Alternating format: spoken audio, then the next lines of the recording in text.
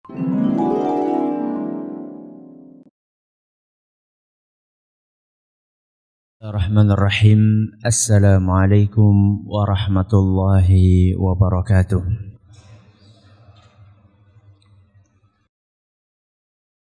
Alhamdulillahi rabbil alamin.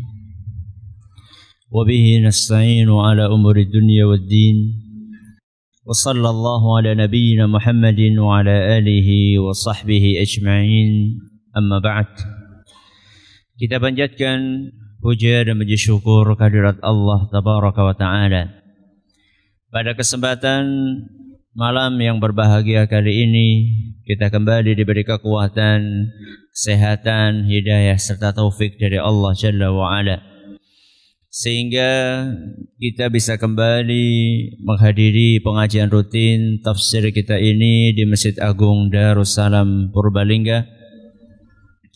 Kita berharap semoga Allah Tabaraka wa Ta'ala berkenan untuk melimpahkan kepada kita semuanya ilmu yang bermanfaat, sehingga bisa kita amalkan sebagai bekal untuk menghadap kepada Allah Jalla wa Ala. Amin ya Rabbal Alamin.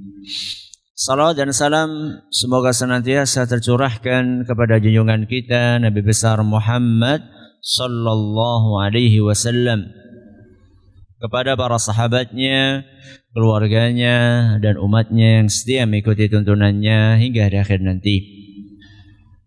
Para hadirin dan hadirat sekalian yang kami hormati, dan juga segenap pendengar Radio Insani 88 FM di Purbalingga dan sekitarnya, para pendengar Radio Roja di Jakarta, di Bandung, di Lampung, dimanapun Anda berada, para pendengar Radio Bas FM di Solo Tigo dan sekitarnya, juga para pemirsa Yofi TV yang semoga senantiasa dirahmati oleh Allah Azza wa Jal. Pada pertemuan yang lalu kita telah membahas 3 ayat dari surat Al-Alaq. Ayat yang keberapa?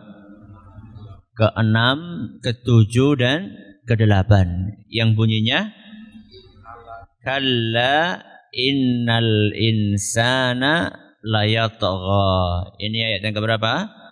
6. Terus ayat yang ke-7, ar-ra'ahustaghna.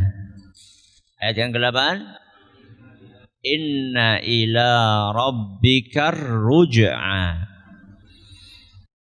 3 ayat kemarin kita pelajari. Pada kesempatan kali ini insyaallah kita akan mempelajari 4 ayat,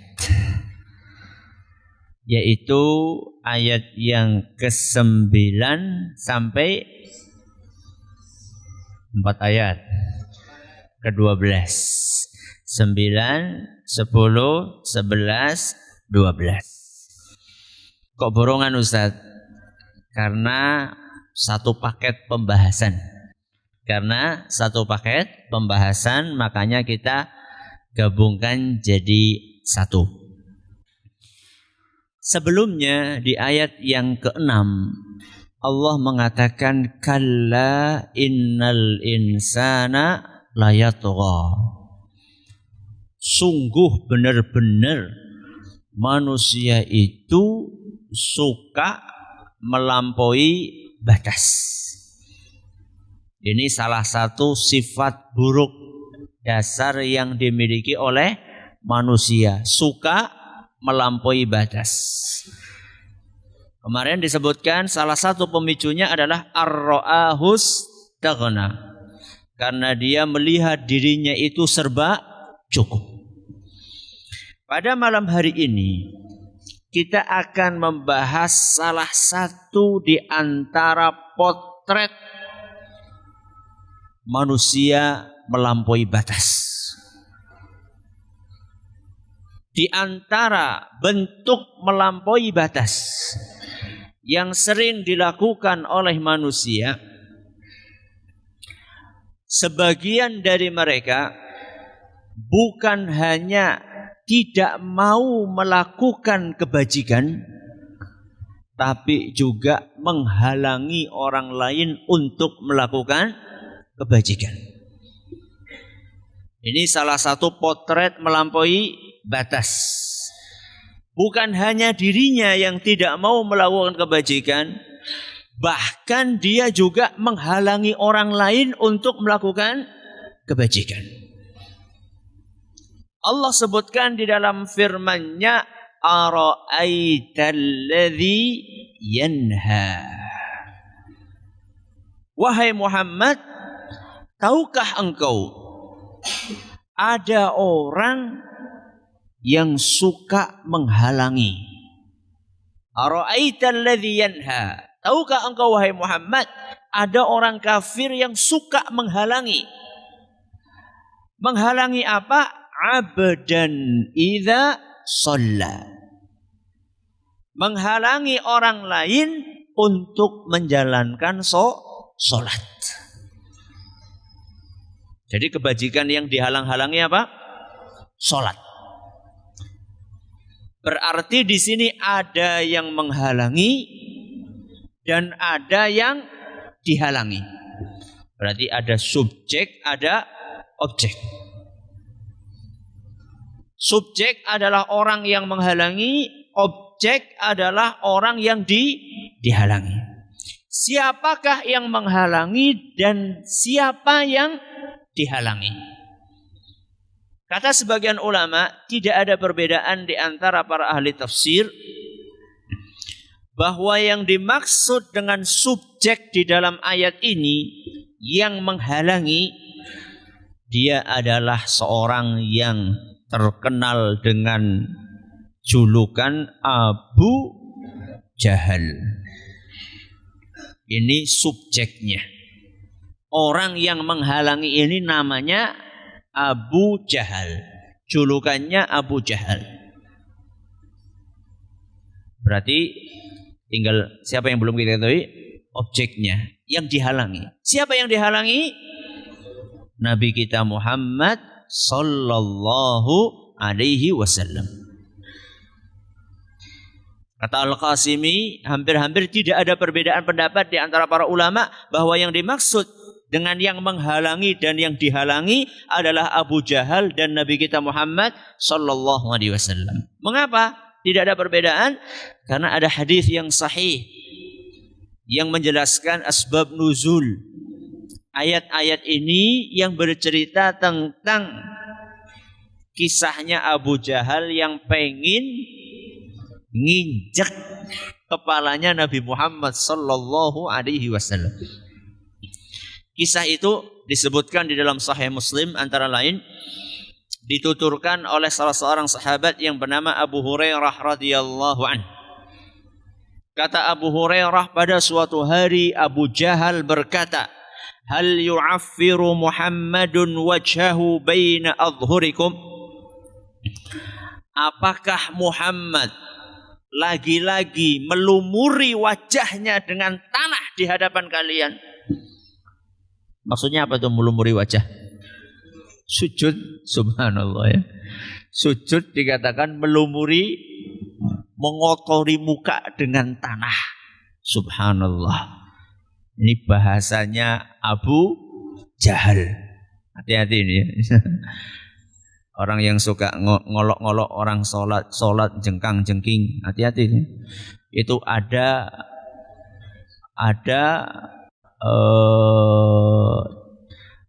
panutannya. Siapa panutannya? Abu Jahal. Hati-hati. Hati-hati. Jadi Abu Jahal suatu kali bertanya kepada orang-orang yang ada di sekelilingnya, apakah Muhammad lagi-lagi mengotori, melumuri mukanya dengan tanah di hadapan kalian? Faqila lahu na'am. Iya, betul. Ketika mendengar bahwa Nabi kita Muhammad SAW itu kembali sujud, dan itu dilihat oleh orang-orang, maka emosinya naik ke ubun-ubun. Ketika dia tahu bahwa Nabi kita Muhammad SAW lagi-lagi sujud, maka dia mengatakan wallati wal uzza, demi Lata dan Uzza. Kalau kita orang Islam demi Allah. Kalau Abu Jahal mengatakan demi Lata dan Uzza. La in ra'aituhu yaf'alu dzalika la ata'anna 'ala raqabatih. Demi Lata dan Uzza, kata Abu Jahal, kalau aku sampai melihat dengan mata kepalaku sendiri Muhammad melakukan itu, tak injek lehernya, kata dia. La ata'anna 'ala raqabati. Tak injek nanti lehernya. Au la u'affiranna wajhahu fit turab. Atau kata Abu Jahal, saya akan benamkan mukanya di tanah. Karena saat itu kan memang lantainya adalah lantai pasir tanah. Kalau sekarang dibenamkan ke lantai, wangel. Jadi dia itu punya sesumbar, dia itu bersesumbar, punya nafsu, ya, nafsu angkara murka, ingin menghinakan Nabi kita Muhammad sallallahu alaihi wasallam. Orang-orang yang dengar kan pada penasaran, apa iya? Apa kira-kira berani? Akhirnya betul ngegleng itu. Apa sih ngegleng bahasa Indonesianya? Bahasa Indonesia. Apa? Bergegas. Ya, bergegas. Saya diprotes ini kalau ngisi banyakan bahasa Jawa itu diprotes sama radio-radio yang di sana-sana. Ya, enggak mudeng katanya. Dia bergegas untuk mendatangi Nabi kita Muhammad sallallahu alaihi wasallam yang saat itu sedang sholat. Dan orang-orang sudah pada menunggu aksi yang akan dilakukan oleh Abu Jahal. Begitu dia melangkah mendekati Nabi kita Muhammad sallallahu alaihi wasallam, ujuk-ujuk tiba-tiba Abu Jahal ini mundur. Sudah dekat, tinggal ngangkat kakinya mau diinjakkan, tiba-tiba dia mundur secepat mungkin sambil menutupi mukanya dengan kedua tangannya. Padahal orang-orang itu sudah penasaran. Ya, kalau sekarang mungkin sudah siap-siap. Oh, kayak ngapa?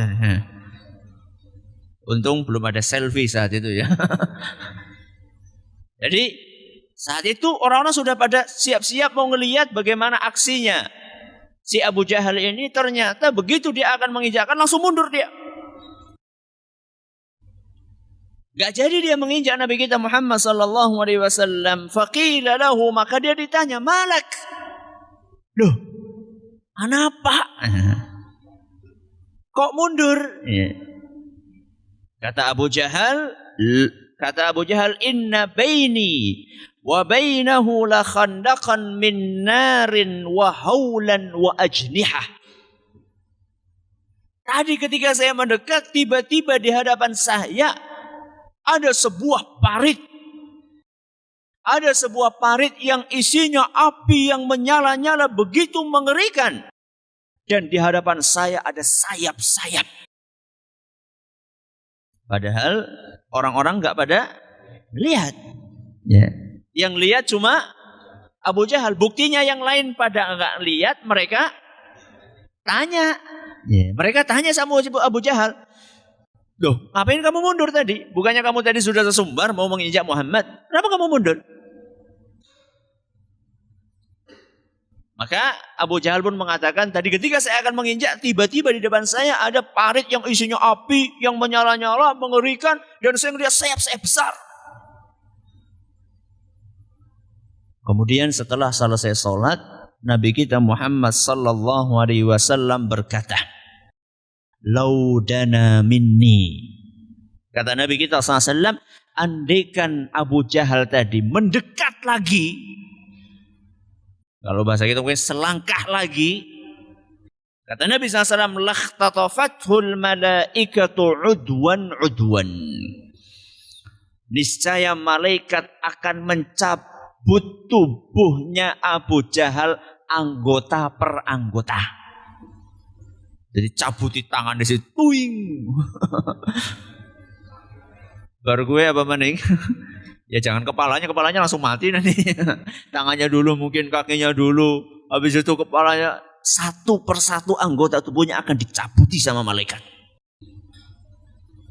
Kemudian turunlah firman Allah Subhanahu wa taala, kalla innal insana layatgha ar-ra'ahus taghna inna ila rabbikar ruj'a ara'aital ladzi yanha 'abdan idza shalla sampai seterusnya. Jadi dari hadis ini yang sahih, para ulama menyimpulkan bahwa yang menghalangi dan yang dihalangi adalah Abu Jahal dan Nabi kita Muhammad sallallahu alaihi wasallam. Ayat ini, ara'aital ladzi yanha 'abdan idza shalla.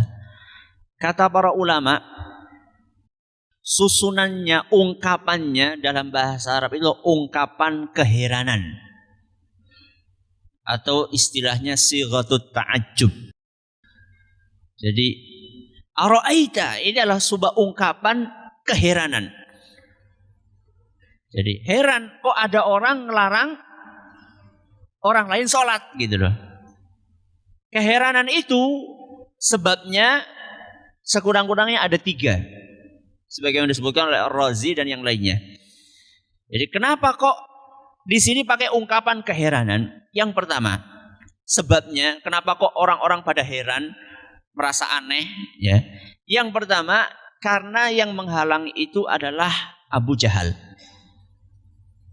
Ini sumber keheranan yang pertama. Sebabnya pada heran kok kenapa? Karena yang melarang Abu Jahal. Panjenengan heran nggak kalau yang melarang Abu Jahal? Heran nggak? Kalau menurut kita mungkin memper gitu ya. Abu Jahal ya memper ya. Tapi para ulama kita mengatakan enggak, orang memper.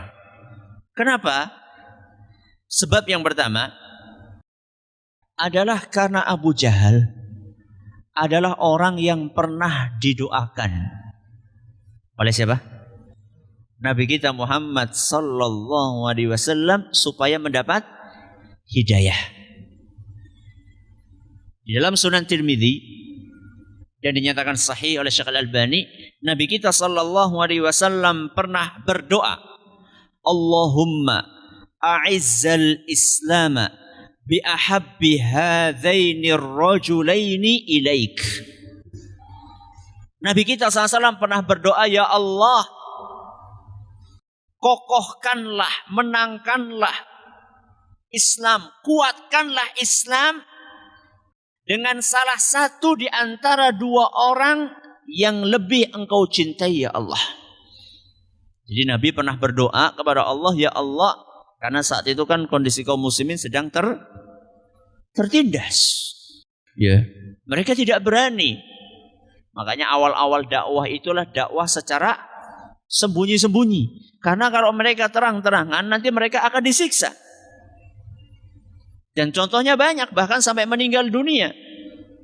Ada yang disiksa di tengah padang pasir, diletaki batu yang besar. Siapa itu? Bilal ibn Rabah radhiyallahu anhu. Jadi saat itu mereka dalam keadaan tertindas, sehingga Nabi kita Muhammad SAW berdoa kepada Allah, ya Allah, kuatkanlah Islam dengan salah satu di antara 2 orang yang lebih engkau cintai. Dan 2 orang itu sama-sama saat itu masih musyrik. Siapa itu? Kata Nabi SAW, bi Abi Jahlin au bi Umar bin Al-Khattab. Ya Allah, kuatkanlah Islam dengan salah satu di antara 2 orang yang lebih engkau cintai. Kalau enggak Abu Jahal, ya Umar bin Khattab. Nabi minta kepada ya Allah, yang lebih engkau cintai. Ternyata yang masuk Islam siapa? Umar. Berarti Umar lebih dicintai dibandingkan Abu Jahal. Lihatlah bagaimana seseorang yang pernah diharapkan oleh Nabi SAW akan membela Islam, kok malah memerangi Islam sampai meninggalnya. Maka dari sini kaum muslimin, kaum muslimat yang kami hormati, para pendengar, para pemirsa yang semoga senantiasa dirahmati Allah, kita ini nggak tahu mana orang-orang yang akan membela agama dengan orang-orang yang tidak akan membela agama. Kita hanya berusaha. Kadang-kadang kita mengharapkan, ya Allah, moga-moga si fulan ini dengan kekayaannya Ya, dengan kedudukannya bisa membela Islam. Ternyata malah sebaliknya. Ada orang yang orang mitayani. Ada orang yang tidak, apa orang mitayani apa sih? Yang tidak meyakinkan, penampilannya tidak meyakinkan, ternyata subhanallah membela Islam. Ya. Kelihatannya miskin padahal sebenarnya kaya. Ada orang kelihatannya kaya padahal sebenarnya kaya utang. Alias miskin. Ya. Jadi kita nggak tahu. Ya. Makanya Nabi SAW tetap berdoa, berikhtiar supaya Abu Jahal masuk Islam, ternyata malah justru memusuhi Islam. Bahkan ingin menginjak kepala Nabi kita Muhammad SAW saat sholat. Ini adalah sumber keanehan yang pertama. Ya, mengherankan sekali karena yang melakukan adalah Abu Jahal. Yang kedua, kata para ulama, yang menyebabkan ungkapan-ungkapan keheranan di sini, memakai ungkapan keheranan adalah karena Abu Jahal dahulu ini mendapatkan julukan Abul Hakam. Apa julukannya? Abul Hakam. Abul Hakam itu mungkin kalau diterjemahkan bahasa bebasnya itu orang yang sangat bijak. Abu Jahal asline undangane Abul Hakam, wong sing bijak banget. Itu kan aneh kan, orang bijak kok ngelarang orang sholat. Na'udzubillahi min dzalik. Makanya ungkapan di sini memakai ungkapan keheranan. Orang yang mendapatkan julukan Abul Hakam, orang yang sangat bijak, kok bisa-bisanya melarang orang lain untuk sholat. Ini sebab yang kedua. Sebab yang ketiga, karena perbuatan yang dilarang adalah sebuah ibadah yang mulia. Apa itu? Sholat. Subhanallah. Aneh sekali ada ibadah yang sangat mulia kok dilarang. Ada orang ke masjid kok dilarang aja memejit. Kalau misalnya ada orang, ayo aja pada nonton ebek, itu kan masuk akal. Ayo aja pada sholat, itu kan tidak masuk akal. Aneh sekali. Ya. Masa sholat dilarang? Ya. Makanya ayat ini menggunakan ungkapan keheranan, sighatut ta'ajjub. Dan di zaman ini amat disayangkan juga banyak kebaikan-kebaikan yang justru malah dilarang. Contoh, mau contoh enggak? Contoh, poligami. Waduh ibu ini. Sebentar bu, saya cuma menjelaskan hukumnya bu ya. Masalah eksekusi prakteknya itu nanti, yang penting kita tahu hukumnya dulu bu ya. Di zaman ini ada sebagian orang mempermasalahkan poligami. Di saat yang sama, maaf, di sebagian daerah prostitusi dilegalkan. Ini kan aneh bin ajaib. Kalau bisa masuk salah satu dari 7 keajaiban dunia yang halal dipermasalahkan, yang haram dilegalkan. Ini kan aneh bin ajaib. Jadi saya ini bukan sedang ngajari ayo pergi pada poligami kabeh, enggak. Cuman saya ingin mengatakan bahwa sesuatu yang disyariatkan di zaman ini ya dikritik habis-habisan, dijelek-jelekkan. Ya. Seakan-akan orang yang poligami itu kayak apa ya, hamba nafsu. Ya, budak nafsu. Terus yang punya selingkuhan dianggap biasa. Nun sewu nih. Kadang-kadang sebagian orang yang ditokohkan atau ya katakanlah pejabat lah. Ya. Pejabat itu malu untuk berpoligami, tapi kalau punya istri simpanan dianggap biasa. Na'udzubillahi min dzalik. Ini kan aneh bin ajaib. Kebaikan malah dihalang-halangi. Yang jelas-jelas haram malah dilegalkan. Ya.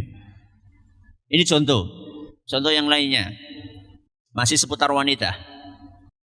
Wanita yang rajin menutup aurat dikucilkan.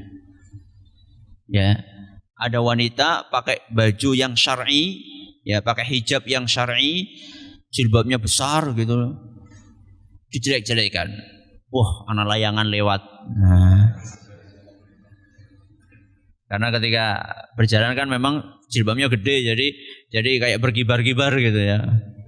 Bahkan ada yang naudzubillahi min dzalik sampai memposting apa ya? Kalau nggak salah ada wanita pakai jilbab yang syar'i, kemudian ada apa ya, tempat sampah atau apa warnanya hitam gitu loh. Sampai dikatakan apa bedanya antara ini sama ini? Ya, naudzubillahi min dzalik. Orang yang pakai jilbab benar ya dikucilkan, dituduh yang enggak. Sebaliknya, orang yang pakai baju primitif orang yang pakai baju primitif dianggap biasa. Bahkan dikatakan, wah ini memang sudah trennya. Memang sudah trennya. Ini sudah gaul, gaya sekarang. Itulah kondisi yang memprihatinkan di zaman kita ini. Contoh yang lain. Ada sebagian orang beberapa saat yang lalu mempermasalahkan suara azan yang bersahut-sahutan.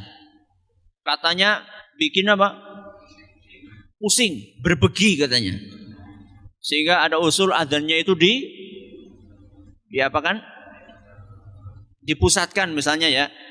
Pokoknya dikonek saja azannya satu di Masjid Agung, yang lainnya anggo kabel gitu.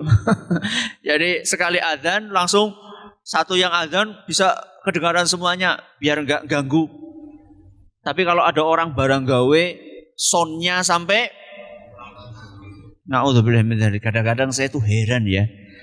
Kita yang lewat saja telinganya pekak. Yang saya heran orang yang di dalam rumah gitu loh. Kok kayak gak ada apa-apa gitu ya. Kita yang lewat saja naudzubillah min dzalik. Ini contoh yang lain, orang yang pakai motor klakson apanya? Knalpotnya itu apa itu namanya? Knalpot apa itu? Bobokan. Ya. Saya heran ya. Saya heran. Dianya kok nyaman-nyaman saja gitu loh. Ya. Orang yang pakai itu padahal kan lebih dekat dia. Kalau kita kan di rumah, orangnya di sana misalnya di jalan sana. Kita di sini sudah keberbegen. Ya. Kita sudah merasa pekak telinga kita. Ini orang yang naik motor kok kayak nyantai-nyantai saja. Allah musta'an. A'udzubillahi min dzalik. Maka inilah contoh-contoh orang-orang yang menghalangi kebaikan, akan tetapi justru malah membiarkan keburukan. Sudah.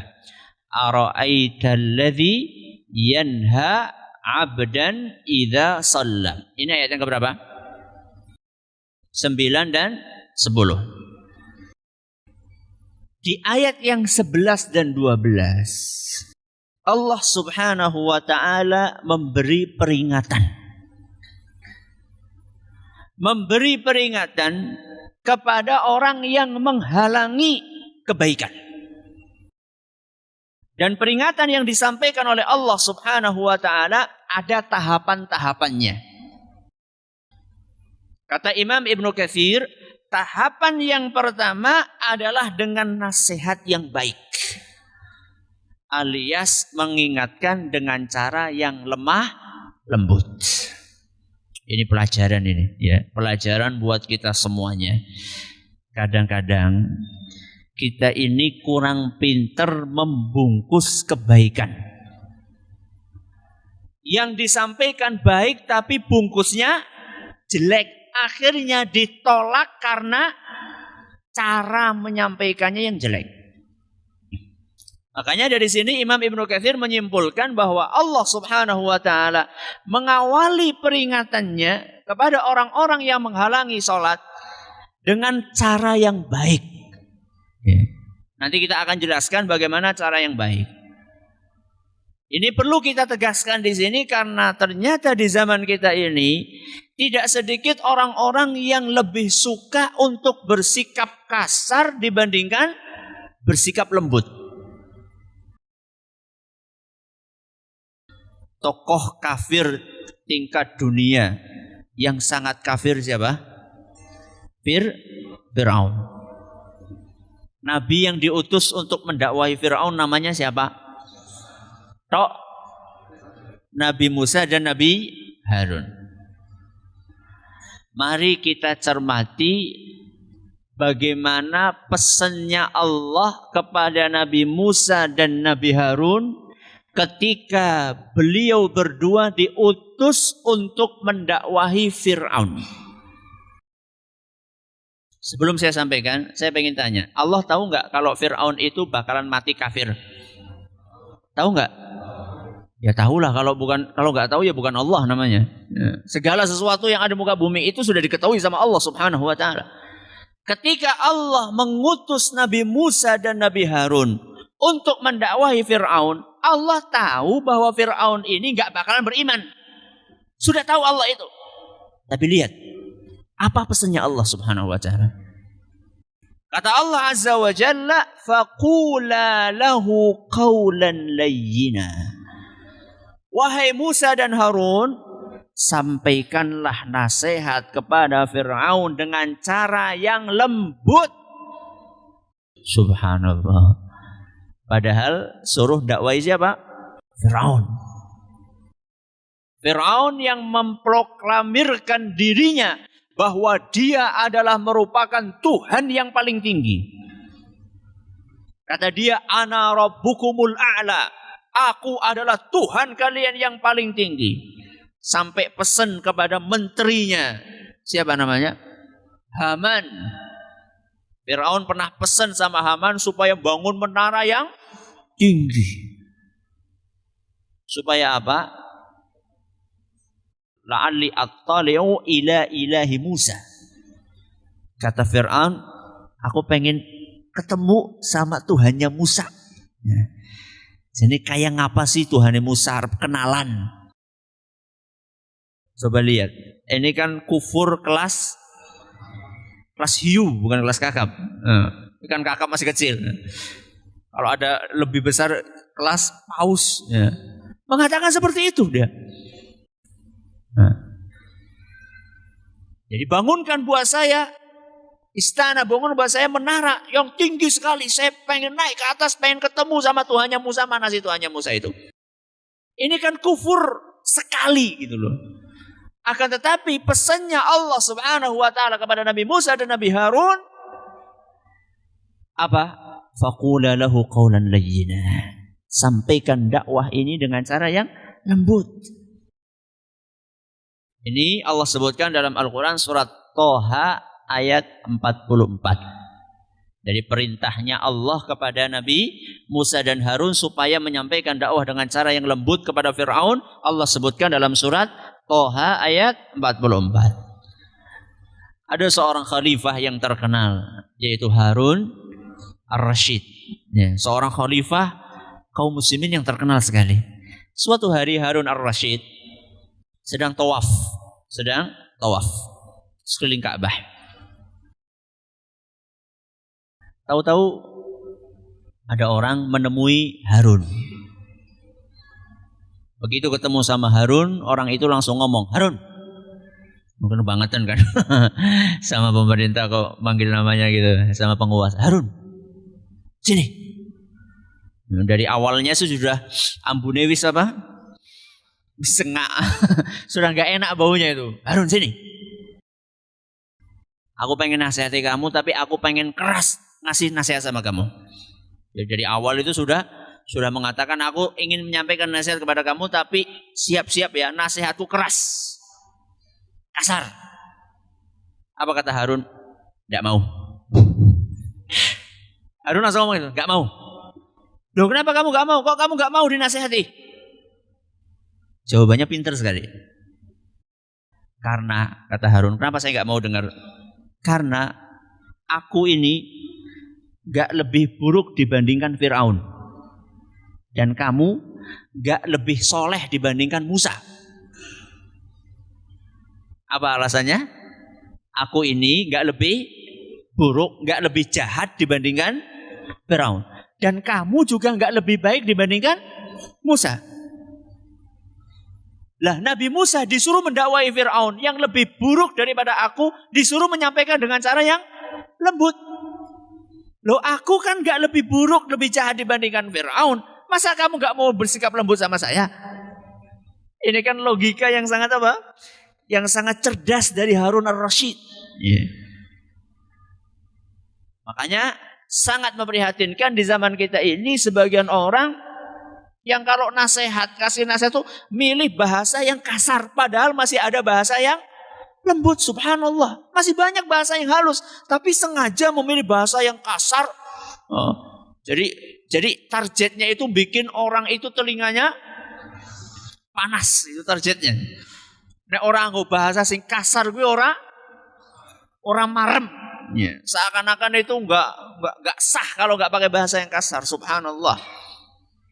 Padahal para ulama kita mengatakan kalau pada zamannya Nabi kita Muhammad SAW saja Rasulullah SAW disuruh untuk bersikap lembut, apalagi di zaman ini.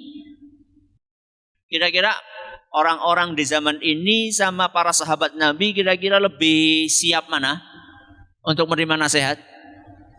Ya para sahabat Nabi SAW jelas.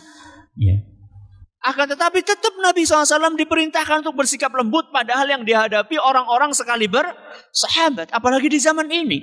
Makanya seorang ulama besar abad ini, Syekh bin Baz rahimahullah, beliau mengatakan, hadzal asru asru rifq. Kata beliau, zaman ini adalah zaman kelemah lembutan. Kata beliau. Zaman ini adalah zaman kelemah lembutan was-sabri wal hikmah, zaman kesabaran dan zaman hikmah atau zaman kebijaksanaan. Walaisa asra syiddah, dan bukan masanya sekarang itu untuk bersikap kasar dan keras. Ulama besar menyampaikan nasihat seperti itu. Sudah. Sekarang lihat bagaimana Allah mengingatkan Abu Jahal di dalam ayat yang ke-11 dan ke-12. Allah berfirman, "Ara'aita in kana 'alal huda." Wahai Abu Jahal, menurutmu bagaimana andaikan Muhammad ini berada di atas kebenaran? Ara'aita in kana 'alal huda. Menurut kamu gimana kalau seandainya Muhammad yang kamu halangi ini adalah orang yang berada di atas kebenaran, di atas petunjuk? Au amara bit taqwa. Atau Muhammad adalah orang yang suka mengajak kepada ketakwaan. Jadi di sini Abu Jahal ini diajak untuk berpikir. Kamu sebenarnya mikir gak sih Abu Jahal? Tahu gak yang kamu larang ini siapa? Yang kamu larang ini adalah orang yang soleh dan muslih. Apa bedanya soleh sama muslih? Soleh itu pribadinya baik, muslih itu suka mengajak kepada kebaikan. Atau bahasa orang sekarang, kesolehan pribadi dan kesolehan sosial. Ini orang baik Abu Jahal. Jadi Abu Jahal ini diajak untuk berpikir. Walaupun Abu Jahal itu sudah diistilahkan, dinamakan dengan Abu Jahal. Jahal itu apa sih? Abu Jahal artinya apa? Jahal itu orang pintar. Atau bahasa kasarnya bodoh. Ya. Abu Jahal gue berarti ya bodoh banget, kira-kira seperti itulah. Ya kira-kira seperti itu. Ya. Jadi Abu Jahal ini sudah sedemikian rupa masih diajak untuk berpikir. Dengan cara yang lembut. Wahai Abu Jahal, tahu nggak kamu? Kamu apa nggak berpikir? Yang kamu larang ini siapa? Yang kamu larang ini orangnya soleh, baik pribadinya. Bukan hanya baik pribadinya, dia juga berusaha untuk memperbaiki orang lain. Au amara bit taqwa, selalu ngajak orang lain untuk bertakwa kepada Allah Subhanahu wa taala. Apakah orang yang seperti layak untuk kamu halangi? Jadi di dalam ayat ini Allah Subhanahu wa taala memberikan pelajaran kepada kita bahwa seharusnya kita ini jadi orang yang soleh pribadi dan juga soleh secara sosial. Karena ada sebagian orang, ada dua kubu. Kubu yang pertama soleh banget pribadinya, tapi kadang-kadang kurang soleh sosialnya. Atau sebaliknya, ada orang soleh banget sosialnya tapi pribadinya tidak soleh. Contoh, ada sebagian orang soleh pribadinya, rajin sholat, rajin puasa, ya, rajin umroh, akan tetapi ternyata medit, pelit, ya. Kaji pelit. Ini kan soleh pribadinya tapi tidak soleh nopo sosialnya. Atau mungkin ya dia soleh pribadinya, sholat Masya Allah, rajin ke masjid, tapi nggak peduli dengan lingkungannya. Lingkungannya rusak berat, ya. Tidak terfikir untuk mengajak lingkungannya. Yang dia pikirkan adalah sing penting nyong selamat. Padahal sebenarnya seorang muslim harus memiliki kepedulian kepada lingkungannya. Setelah dia berusaha untuk menyelamatkan dirinya, dia berusaha untuk menyelamatkan orang lain. Makanya dalam Al-Quran surat At-Tahrim Allah berfirman, Ya ayyuhalladzina amanu qu anfusakum wa ahlikum nara. Jagalah diri kalian dan keluarga kalian dari api neraka. Makanya orang yang soleh beneran, dia bukan hanya memikirkan dirinya, tapi dia juga memikirkan keluarganya. Karena kenyataannya tidak sedikit di antara orang-orang yang rajin ke masjid, ternyata anak dan istrinya tidak sholat. Ada nggak? Ada, banyak. Ketika ditanya, lah dewek-dewek. Subhanallah, dewek-dewek. Itu tuh bukan orang lain, itulah istri Anda, itu adalah anak Anda. Kok bisanya dewek-dewek? Gak ada dewek-dewek. Yang ada adalah masing-masing dari kita berusaha. Setelah kita berusaha menyelamatkan diri sendiri, kita berusaha untuk menyelamatkan orang lain. Jadi yang dipikirkan itu bukan hanya kesolehan pribadi, tapi juga kesolehan sosial. Bukan hanya kita pikirkan keselamatan kita, tapi juga keselamatan orang lain, terutama keluarga kita yang paling dekat. Setelah keluarga kita, baru kemudian kita melangkah kepada tetangga-tetangga kita, ya. Sehingga amat disayangkan tidak sedikit di antara orang-orang yang Masya Allah rajin ke masjid, akan tetapi 10 tahun dia ke masjid, tetangganya gak ada yang kebawa ke masjid gitu. Seharusnya kan ya berusaha lah, ya. Kalau sudah berusaha sih tidak ada masalah. Ini kadang-kadang gak berusaha, ya. Jadi nggak ada. Gimana caranya? Subhanallah, saya pernah diceritai ada seorang yang punya semangat juang dakwah yang sangat tinggi. Jadi dia ini begitu dia dapat hidayah, dia pengen orang lain juga dapat hidayah yang sama. Dia ke masjid, dia pengen orang-orang pada ke masjid. Akhirnya dia melakukan survei kecil-kecilan. Kenapa? Kok orang-orang pada nggak mau ke masjid? Ya pelan-pelan dia tanya, ya datang melakukan apa namanya istilahnya itu sensus, sensus kenapa nggak pada ke masjid? Ditanya macam-macam alasannya. Ada yang belum bisa sholat, ada yang nggak punya sarung, ada yang nggak punya rukuh, ya. Akhirnya didata sama dia. Oh, dari 1 RT ini yang alasannya karena belum bisa 1, 2, 3, 4 namanya ini. Yang alasannya nggak punya sarung 1, 2, oh alasannya ini. Dia alhamdulillah punya kelebihan rezeki. Besoknya dia belanja ke pasar, tukokakan apa? Sarung, tukokakan rukuh. Datangi mensewu ini, semoga bermanfaat. Akhirnya pelan-pelan pada ke masjid. Ya ada yang nggak ke masjid, ya enggak apa-apa. Yang penting sudah berusaha. Loh berarti ya sarungnya mubah, ya orang mubah. Minimal bisa kau kemulan. Ya mending kan ngasih orang buat selimut kan mending, ya. Yang penting kita sudah berusaha. Ya. Ini namanya peduli sama lingkungan. Ya. Peduli sama lingkungan. Bukan hanya lingkungan rumah, di sekolahan juga seperti itu. Wahai para guru. Ya, wahai para guru. Jangan mengandalkan guru agama. Guru agama itu sangat memprihatinkan nasibnya. Kenapa Ustadz? Bukan masalah gajinya, tapi dikasih alokasi waktu yang sangat sedikit, 2 jam dalam 1 minggu. Ya 2 jam dalam 1 minggu berarti kan mengingatkan 2 jam dalam 1 minggu untuk orang 1 sekolahan. Berapa kelas? Ya.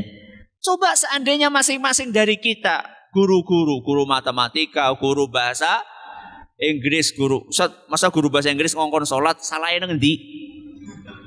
Ya. Apa salahnya guru bahasa Inggris nanya muridnya sudah sholat? Atau bahkan kalau perlu percakapannya apa? Conversation, aku kelalen aku. Jadi percakapannya adalah go to mosque. Nah, pergi kemana? Ke masjid. Nah. Kamu sudah sholat apa? Have you pray ya? Lupa. Sudah habis ya waktunya. Intinya kalau kita ingin meladani Nabi kita Muhammad SAW, jadilah orang yang soleh pribadinya dan juga soleh secara sosial, memperbaiki diri dan juga berusaha untuk memperbaiki orang lain. Sampai di sini pengajian kita pada kesempatan kali ini. Mohon maaf lagi-lagi malam ini tidak bisa kami membuka tanya jawab karena satu dan lain hal. Semoga pada pertemuan yang akan datang bisa kita buka tanya jawab. Terima kasih atas perhatiannya. Mohon maaf atas segala kurangannya. Kita tutup dengan membaca Subhanakallahumma wa bihamdika asyhadu an la ilaha illa anta astaghfiruka wa atubu ilaik. Assalamualaikum. Jangan lupa untuk subscribe dan share bila kajian ini dirasa bermanfaat.